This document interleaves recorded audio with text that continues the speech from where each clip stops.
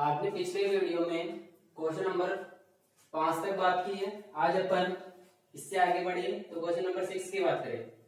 एक 2x3 order का एक मैट्रिक्स निकालना है जो क्या दे रहेगा AIG, जिसके element AIG equal to half mod, दोनों तरफ क्या है मोड। तो आपको इसके क्या करना है, मैट्रिक्स 2x3 की निकालनी है। तो अपन क्या करें, इसका सॉल्यूशन निकालें तो क्या होगा कि let A is equal to, एक कोई मैट्रिक्स है 2x3 की, तो A11 A12 A13 A21 A22 और A23 2x3 की मैट्रिक्स हो गई। यानी इसमें 2 तो रो है और 3 क्या है कॉलम है, राइट। तो अपन बोले कि यहां पे आपके पास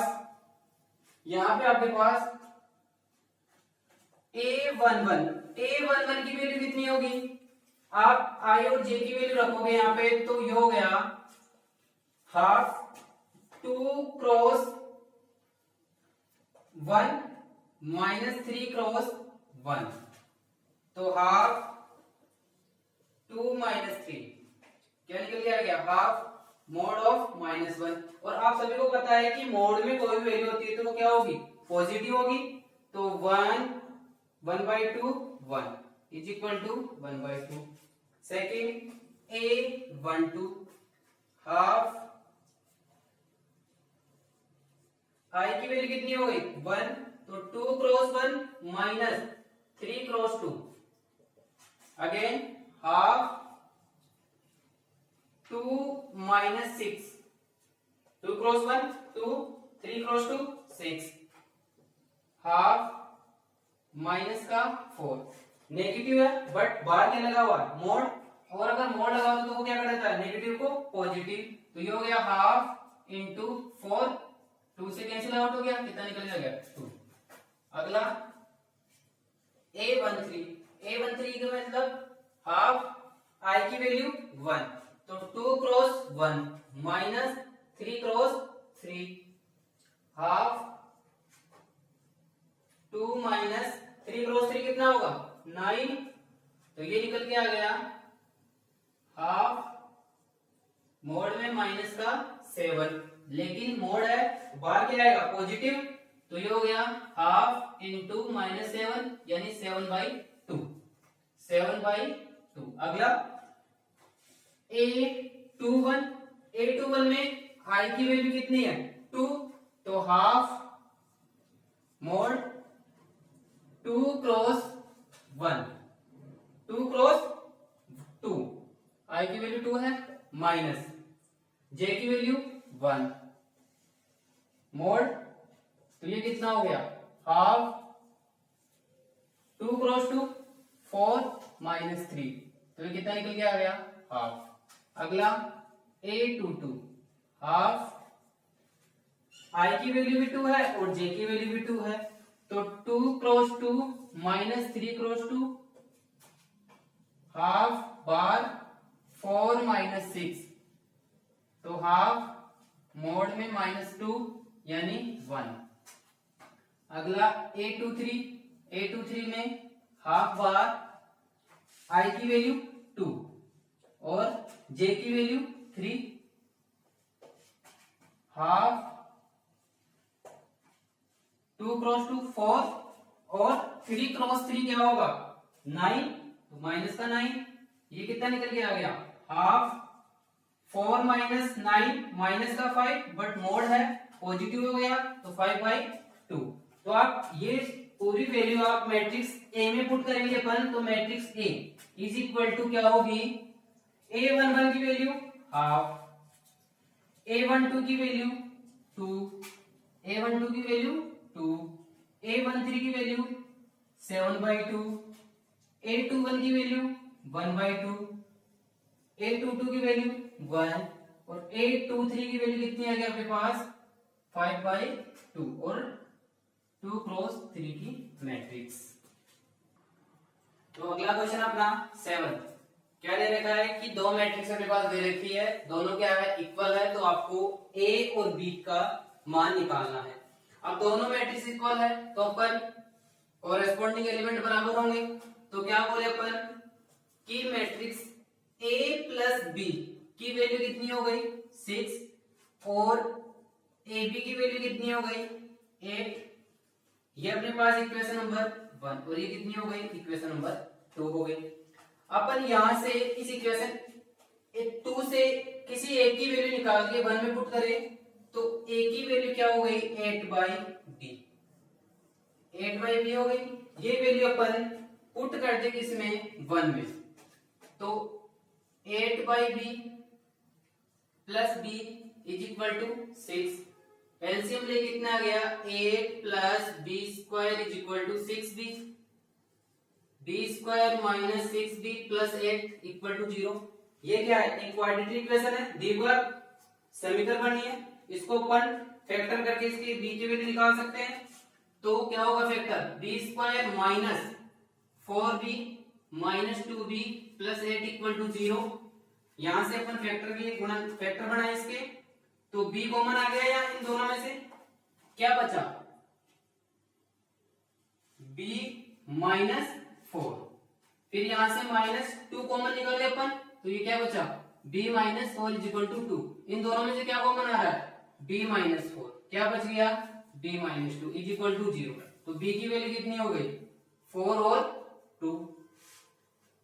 if b is equal to अपन अगर 4 लेके चले तो a की वैल्यू क्या होगी, इक्वेशन नंबर 1 में बात करें तो a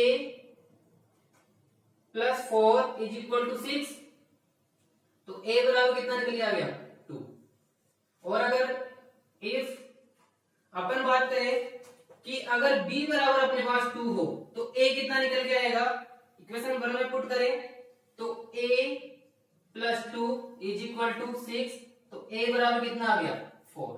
तो आपने a और b की वैल्यू फाइंड की कि a अगर आपके पास 2 है तो b कितना होगा 4, और अगर आपके पास b 2 है तो a कितना होगा 4। अगला क्वेश्चन देखिए 8 कि दो मैट्रिक्स आपके पास बराबर है तो x y z और p की वैल्यू फाइंड कीजिए। सिंपल क्वेश्चन है, अगर दो मैट्रिक्स बराबर है तो इसके कोरेस्पोंडिंग एलिमेंट क्या होंगे बराबर होंगे। तो अपन क्या बोल सकते हैं कि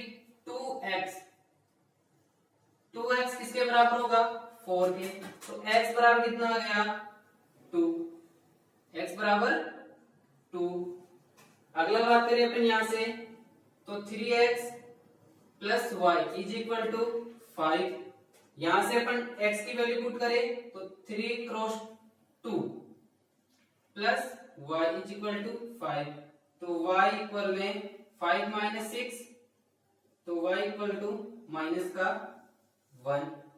अगला minus x plus z is equal to minus का 4।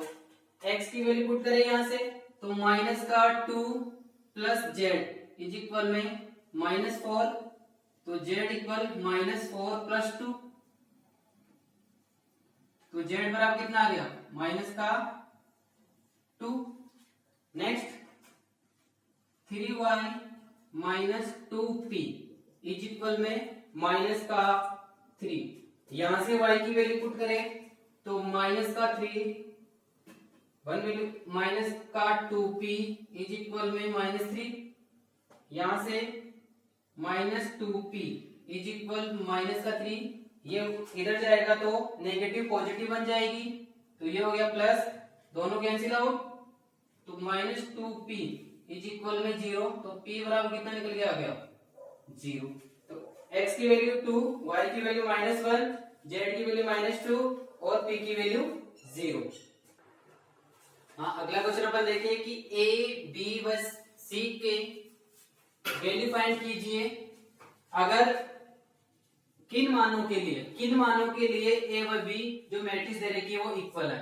तो आपको पता है कि कोई भी मैट्रिक्स अगर आपके पास दो मैट्रिक्स दे रखी है वो दोनों मैट्रिक्स कब इक्वल होती है, जब दोनों मैट्रिक्स के जो एलिमेंट गिवन है, जो एलिमेंट आपके पास है वो अगर आपस में बराबर है। कोरेस्पोंडिंग एलिमेंट क्या है, अगर आपस में बराबर हो जाए तो अपन क्या बोलेंगे कि वह मैट्रिक्स क्या है इक्वल है। तो आपको ए बी सी के मान फाइंड करने हैं अगर इक्वल मैट्रिक्स हो जाए तो अपन इसका सॉल्यूशन देखें तो अपन बोल सकते हैं कि a माइनस 2 की वैल्यू कितनी हो गई b। फिर यहां से अपन बोले कि 3 की वैल्यू कितनी है c, तो c की वैल्यू क्या निकल के आ गई 3। c की वैल्यू कितनी निकल के आ गई 3। फिर यहां से अपन बोले कि 12c 12c किसके बराबर है 6b के बराबर है।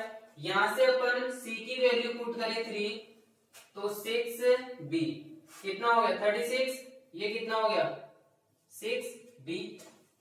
इसको डिवाइड करें तो कितना निकल के आ गया b की वैल्यू 6, b की वैल्यू कितनी निकल के आ गई 6।